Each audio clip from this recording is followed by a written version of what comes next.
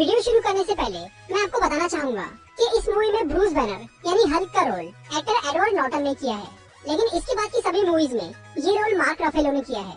ये movie MCU का ही part है, यहाँ बस एक्टर अलग है। ये कहानी है सन 2005 की।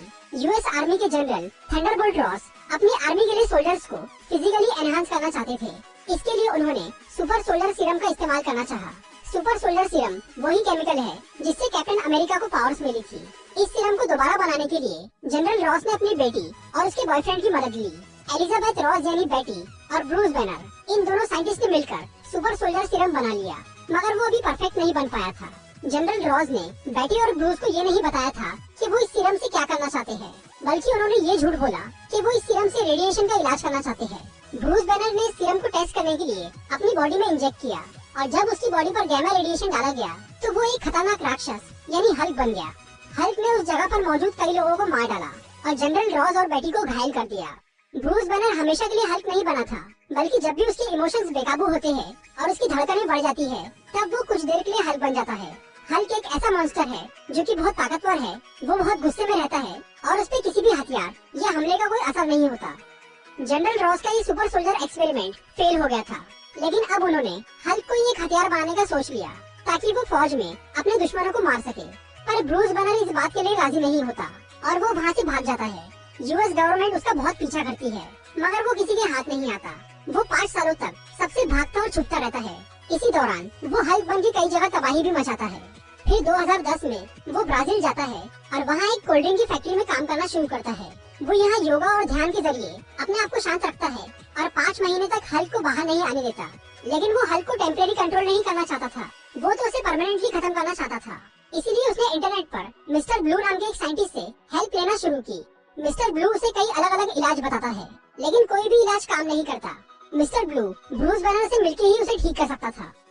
एक दिन जब ब्रूस उस कोल्ड ड्रिंक फैक्ट्री में काम कर रहा था, तब उसकी एक उंगली कट जाती है और उसका खून एक बोतल में गिर जाता है। कुछ टाइम बाद जब एक कस्टमर उस कोल्ड ड्रिंक को पीता है तो उसे गैमा रेडिएशन की बीमारी हो जाती है। ये खबर जब जनरल रॉस को मिलती है तो वो समझ जाते हैं कि इसमें जरूर ब्रूस बैनर का हाथ है।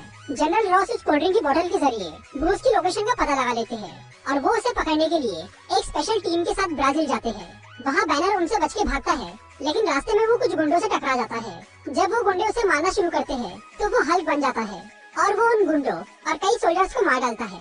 उनमें से सिर्फ एक सोल्जर एमिल ब्लॉन्स्की जिंदा बच जाता है। जनरल रॉस ब्लॉन्स्की को ब्रूस बैनर की पूरी असलियत बताते हैं तो वो उसे पकड़ने के लिए बेताब हो जाता है। जनरल रॉस ब्लॉन्स्की की बॉडी में थोड़ा सा सुपर सोल्जर सीरम डालते हैं ताकि वो तेज और ताकतवर हो जाए, जिससे कि हल्क को पकड़ने में आसानी हो। दूसरी तरफ ब्रूस वर्जीनिया की कल्वर यूनिवर्सिटी में जाता है। कल्वर यूनिवर्सिटी में ही उसके ऊपर वो एक्सपेरिमेंट हुआ था। यहाँ पर वो कंप्यूटर में से अपने एक्सपेरिमेंट की इन्फॉर्मेशन निकालना चाह रहा था ताकि वो ये इन्फॉर्मेशन अपने इलाज के लिए मिस्टर ब्लू को दे सके, लेकिन अब वो सारी इन्फॉर्मेशन वहाँ से डिलीट कर दी गई थी। निराश होकर जब ब्रूस वर्जीनिया से निकल रहा था, तब वो बेटी रॉस से टकरा जाता है। बेटी के पास उन फाइल्स की एक कॉपी थी जो कि ब्रूस को चाहिए थी। अगले दिन जब ब्रूस वर्जीनिया से निकलने वाला होता है तो उसे जनरल रॉस और एमिल ब्लॉन्स्की घेर लेते हैं।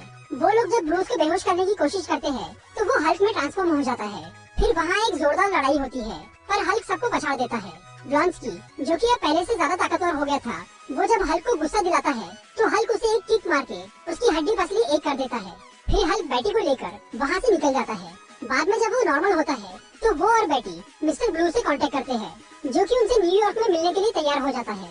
फिर ब्रूस और बेटी उससे मिलने के लिए न्यूयॉर्क पहुँचते हैं। मिस्टर ब्लू असल में एक बायोलॉजिस्ट था जिसका असली नाम था सैमुअल स्टर्न्स। वो ब्रूस का इलाज करने के लिए मान जाता है। दूसरी तरफ ब्लॉन्स्की, जिसकी सारी हड्डियां टूट गई थी, वो सुपर सोलर सीरम के असर की वजह से एक दिन में ही पूरी तरह ठीक हो जाता है।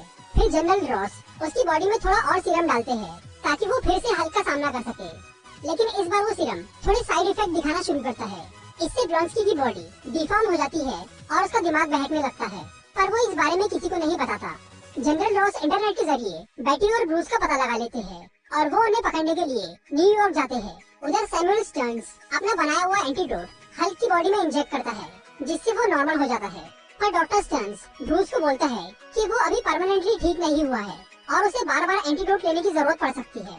इसके अलावा डॉक्टर स्टर्न्स ब्रूस और बेटी को बताता है कि उसने ब्रूस के ब्लड सैंपल को काफी ज्यादा अमाउंट में बना के रखा है ताकि वो उससे अलग अलग बीमारियों का इलाज कर सके। लेकिन ब्रूस इस बात से बहुत डर जाता है क्योंकि अगर उसका खून गवर्नमेंट को मिल गया तो वो इसका गलत इस्तेमाल करेंगे।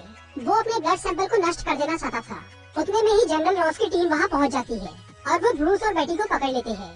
और ब्लॉन्स्की, जो कि अब ताकत का भूखा हो गया था, वो सैमुअल स्टर्न्स को बोलता है कि वो उसे हल्क के जैसा बना दे।